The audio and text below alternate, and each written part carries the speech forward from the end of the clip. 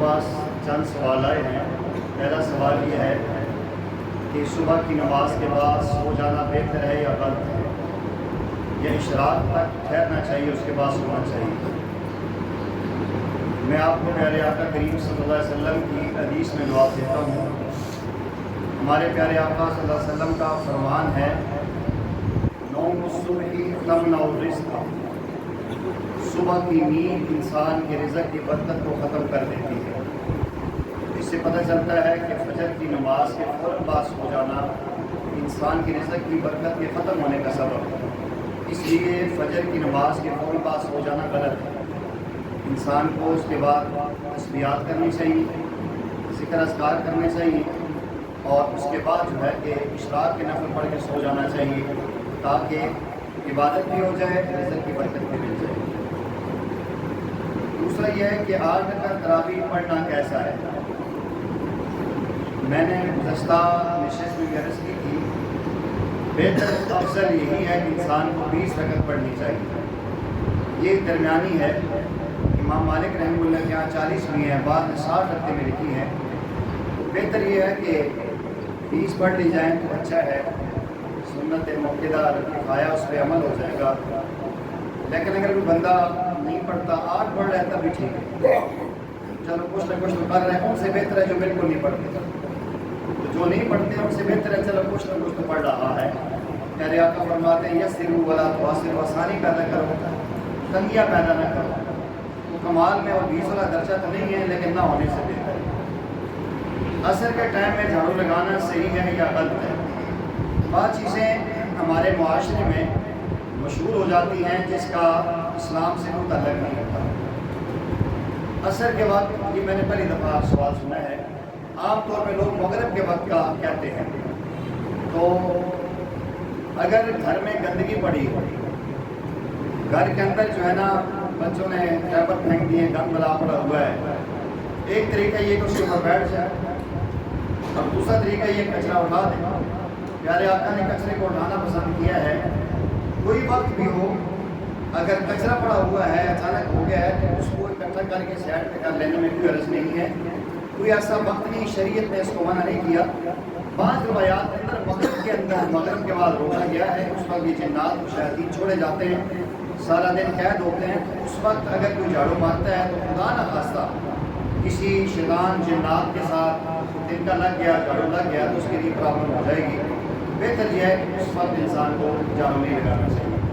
لیکن بابر مجبوری ہو، ایک ضابطہ ذہن میں رکھیں، قرآن نے ہمیں ضابطہ دیا ہے، فَمَنِ اضْطُرَّ غَيْرَ بَاغٍ وَلَا عَادٍ فَلَا إِثْمَ عَلَيْهِ۔ کسی بھی معاملے میں کوئی حد سے تجاوز کرنے والا نہ ہو، زیادتی کرنے والا نہ ہو، اس میں کوئی حرج نہیں ہے۔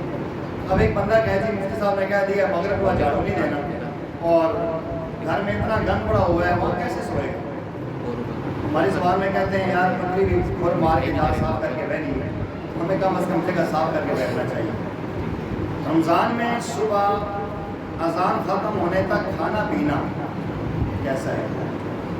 یہ غلط ہے۔ رمضان شریف میں ایک انتہائی سحر ہوتا ہے اور ایک اذان فجر ہوتی ہے، یہ دو چیزیں الگ ہیں۔ ہماری غلط فہمی ہوتی ہے کہ ہم اذان فجر کو ہی انتہائی سحر سمجھتے ہیں۔ انتہائی سحر چند منٹ پہلے ہوتی ہے۔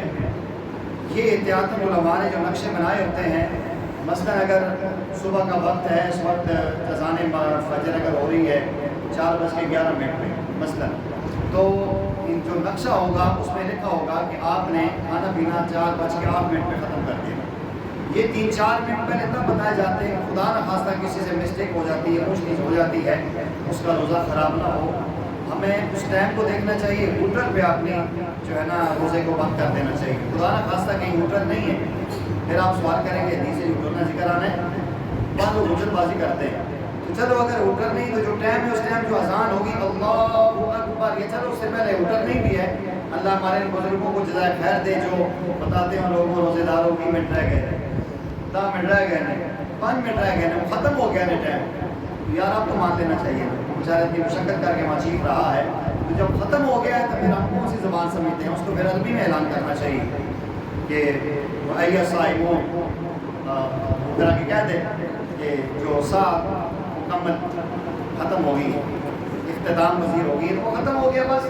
اس کے بعد اگر اذان ہوگی تو ٹائم انتہائی سال کا ختم ہو چکا تھا، ہم نے گلاس شریف پیا پانی کا، ہمارے روزے کی چھٹی ہو گئی، ہمیں پتہ ہے کہ اذان ٹائم روزہ نہیں ہوتا، پھر اذان ختم ہونے تک شاباش اور چکو گمے، تو اذان شروع ہونے سے ٹائم ختم ہو گیا تو اذان کے ختم ہونے تک کیوں کر رہے ہیں؟ اس لیے احتیاط کرنی چاہیے، وقت سے پہلے کھولیں، وقت سے پہلے جو ہے کہ انتہائی سال کے وقت ہمیں روزہ بند کر دینا چاہیے، افطاری میں ہمیں 2 منٹ صبر کرنا چاہیے، اور افطاری میں ہمارا کیا ہوتا ہے ٹائم نہیں پورا ہونا پہ پتہ نہیں یہ گل ہے ٹائم میں برکت ہوگی، ہم 2 منٹ صبر نہیں کر سکتے اور کھانے کی باری آتی ہے 10 منٹ اوپر لے جاتے ہیں، ہمیں کوشش کرنی چاہیے، ایسے لوگ بھی ہیں جو ہم سے 10 منٹ پہلے بند کرتے ہیں اور 10 منٹ بعد بولتے ہیں، ان کا اپنا طرز ہے، لیکن ہمیں اہل سنت کے مطابق چلنا چاہیے۔ ایک ساتھی نے سوال کیا محراب کے حوالے سے کہ محراب مسجد میں ہوتا ہے کہ نہیں ہوتا ہے، تو عرف کا اعتبار ہوتا ہے، ابتدا میں شروع میں محراب مسجد میں نہیں ہوا کرتا تھا، عرف میں وہ مسجد سے باہر سمجھا جاتا تھا، ہسٹری میں جائیں گے تو بہت لمبی بات ہو جائے گی، وہ محراب یوں نہیں ہوتا تھا جیسے ہم بیٹھے ہیں، وہ مسجد کی بائیں طرف ایک ہوتا تھا اور اذان بھی ادھر ہوتی تھی اور الگ وہ جو ہے نا ڈبہ لگا ہوتا تھا، وہ اذان مسجد سے باہر دیتے تھے کہ مسجد کے اندر اذان نہیں ہونی چاہیے، لیکن آج کل کے عرف عام میں یہ جگہ مسجد کے اندر شامل ہے، اگر اتقاف آگے میں چلا جاتا ہے تو علماء کے جدید مسائل میں فتویٰ یہ ہے کہ محراب مسجد میں شامل ہے، اس سے کوئی عرض نہیں ہے، اتقاف خراب نہیں ہوتا، یہ اس کے اندر شامل ہے۔ ایک اور مسئلہ ہے کہ ہمیں مسجد کی گندی اور پرانی ٹوپیاں پہن کے نماز پڑھنی چاہیے، گندی میں نے تب کہا آپ چیک کر لیں ہوں گندیاں پہ ہو سکیں، تو وہ گندی اور پرانی اور پلاسٹک کی جوتی ٹوپی نہیں پہننی چاہیے، غلط۔ ہمارے علماء سب ایک بات بتاتے ہیں کہ یہ ٹوپی پہن کے آپ کسی کی شادی حال میں جا سکتے ہیں، مارکی میں جسے لکھا ہو جامع مسجد دار ارقم، اس کو آگے ایسے لگا کے ہم جائیں کسی شادی حال میں، ہم شادی حال میں ایک لوگوں کے سامنے شرماتے ہیں تو اللہ وہاں فرمائے اللہ تعالیٰ اتنا ڈیویلی ہو گیا کہ ہم اس ٹوپی میں اللہ کے سامنے کھڑے ہوتے ہیں، کون سا ایسا حرج ہے؟ جیب میں رکھ لیں، اگر سر پہ نہیں رکھتے تو جیب میں رکھ لیں، نماز ٹائم سر پہ لگا لیں، تو یہ کوشش کرنی چاہیے، اللہ بزرگوں کو ہدایت دے، ہم ٹوپیاں ختم کرتے ہیں پتہ نہیں پھر آ جاتی ہیں، پھر ختم کرتے ہیں پھر آ جاتی ہیں، اس لیے یہ اپنا پیسہ ضائع نہ کریں، یہ زیادہ پیسے اچھے لگتے ہیں مسجد کا ڈبہ ہے اس میں ڈال دیا کریں، وہ زیادہ بہتر ہے ان ٹوپیوں کے لانے سے۔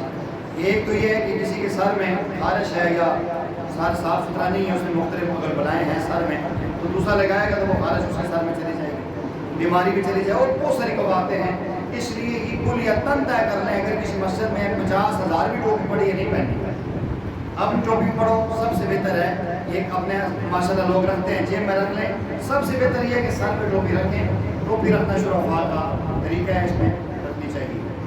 اور اس کے علاوہ تسبیحات کے حوالے سے بعض ساتھی کہتے ہیں کہ پوروں پہ پڑھنا ضروری ہے یا تسبیح پہ پڑھنا ضروری ہے، دونوں ٹھیک ہے، تسبیح پر بھی پڑھ سکتے ہیں اور ان پوروں پر بھی پڑھ سکتے ہیں، اس کے پڑھنے کے جو طریقہ آپ کر سکتے ہیں، اصل چیز یہ ہے کہ قیامت کے دن ہاتھوں نے گواہی دینی ہے۔ بعض لوگ یہ کہتے ہیں کہ سچی ہاتھ نہ پڑھی خبریں نہ بھی پڑھی گی، بھائی اللہ کی بندوں سے کیا کر دی ہے، اس کا بھی آگے پڑھ لو، کیا فرق پڑتا ہے؟ قرآن یہ کہتا ہے کہ الیوم نختم علی افواہہم وتکلمنا ایدیہم، مور لگ جائے گی منہ پہ اور ہاتھ گواہی دیں گے، تو دائیں ہاتھ کہے گا اللہ مجھ سے پڑھے، کہے گا اللہ جی وہاں کچھ نہیں آتا، تو کوئی بات نہیں پڑھ لیا کریں، اس میں کوئی فرق نہیں پڑتا، بائیں ہاتھ سے بھی تسبیحات پڑھ سکتے ہیں تو ہاتھ سے پڑھیں یہ بھی اچھا ہے، لیکن جو تسبیح ہے نا جس کو ہم تسبیح کہتے ہیں اس کا نام تسبیح نہیں ہے، تسبیح تو اللہ کا ذکر کرنے کو کہتے ہیں، اس کا نام ہے مذاکرہ، مذاکرہ کہتے ہیں یاد کروانے والی، تو اگر آپ کے ہاتھ میں تسبیح ہوگی تو نہ چاہتے ہوئے ٹک ٹک کرتے ہیں، ایک تسبیح ویسے کرے گی دوسری میں سبحان اللہ منہ سے نکل جائے گی، تو یہ رکھا کریں تسبیحات پہ ہونی چاہیے۔ ایک ساتھی نے کہا جی کہ یہ بعض جگہوں میں یہاں جیب کے ساتھ مسواک کی جگہ بنائی ہوتی ہے، یہ بنانا ضروری ہے کہ نہیں ہے؟ بابا مسئلہ یہ ہے جو منہ رکھتے ہیں اپنے دروازے اونچے ہوتے ہیں، جو مسواک کرتے ہیں تو بہتر یہ ہے کہ بعض علاقوں میں ماشاءاللہ یہاں جیب کے ساتھ تھوڑا سا جگہ بنائی ہوتی ہے تو رکھنی چاہیے، کوئی رج نہیں ہے، یہاں رکھیں گے تنگ ہو جائیں گے، تو اگر اس میں مسواک کر کے اس کو جھاڑ کے اس کے بعد اس کو اپنے ہاتھ سامنے جیب میں لگا لیں، ہر چیز میں کہ نبی علیہ السلام لائی کہ نہیں لیا، اتنی چھوٹی چھوٹی باتیں نہیں، اس کو بسا ہوگا جو ہے کہ معاشرے کے ساتھ چلنا ہوتا ہے تو مسواک رکھیں۔ اب پھر ایک سوال یہ پیدا ہوتا ہے کہ مسواک کتنی ہونی چاہیے؟ کم از کم یہ ایک بالش جو ہر آدمی کا ہاتھ ہے اس کے ایک بالش کے برابر ہونی چاہیے جب اس کو آغاز کریں، اور اس کے بعد یہ جو چھوٹی انگلی ہے اس کے برابر ہو موٹائی میں تو زیادہ بہتر ہے۔ بعض حضرات نے نا پورا ڈنڈا رکھا ہوتا ہے تو وہ ڈنڈا بھی پھر یوں مارتے ہیں، یہ خلاف سنت ہے، مسواک کرنے کا طریقہ یہ کہ 3 انگلیاں آپ کے اوپر ہوں، انگوٹھا اور یہ انگلی نیچے ہو، اس سے پکڑ کے آپ نے پہلے دائیں طرف مسواک کرنا ہے اوپر، پھر جو ہے کہ بائیں طرف کرنا ہے، اس طرح یوں مارنا جو ہے نا یہ آپ کے مسوڑوں کو نقصان پہنچائے گا، اسے مسوڑے زخمی ہو جائیں گے۔ یوں یا پیچھے سے آگے لا سکتے ہیں، دائیں طرف سے آگے، تو یوں ہی رکھنی ہے، اس کے نیچے جو ہے کہ 2 انگلی انگوٹھا نیچے ہو، یہ 3 اوپر ہو، اس انگلی سے انگوٹھے سے پکڑے مسواک کرنی ہے۔ 5 نمازیں ایک مسواک سے اگر آپ کر لیتے ہیں تو اس کے برش کو چھری سے کاٹ دیں، پھر اگلی 5 نمازوں کے لیے اس کو بنائیں، پھر اس کو کاٹ دیں، پھر اس کو بنائیں، پھر اس کو کاٹ دیں۔ اس انگلی سے تھوڑی سی بڑی ہو تو پھر اس کو یا تو مٹی میں دفنا دیں یا چھت کے اوپر پھینک دیں، کیونکہ اس سے چھوٹی ہوگی تو وہ صفائی نہیں کرے گی بلکہ مزید تلویز کرے گی، مزید منہ کے اندر چکناہٹ رکھے گی، اس کا بھی اہتمام کرنا چاہیے۔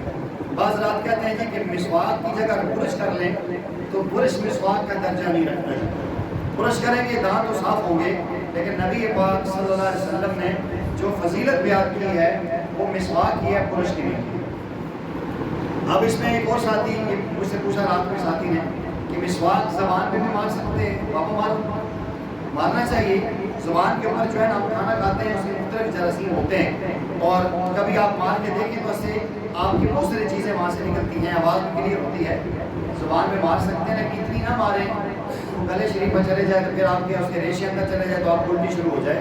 ایک حد تک ہر چیز میں اعتدال کریں گے، انشاءاللہ اس میں بہتری اور خیر ہوگی۔ جی کیوں